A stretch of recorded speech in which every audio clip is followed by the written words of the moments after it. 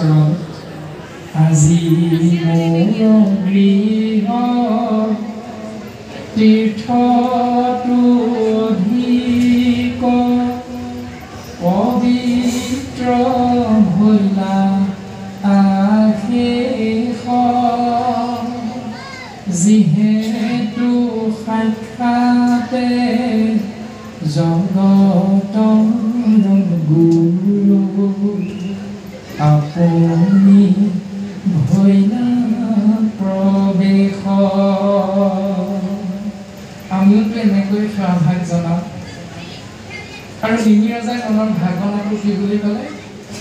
যে জানিলো আজিহে মত পুষ্ট কৃষ্ণ স্বামী অৰ্থাৎ পৰম পুৰুষ প্ৰভু ভগৱন্ত ঈশ্বৰ কৃষ্ণদেৱ আজি মইহে নিজ্ঞানৰ প্ৰতি সন্তুষ্ট হৈছে সেইকাৰণে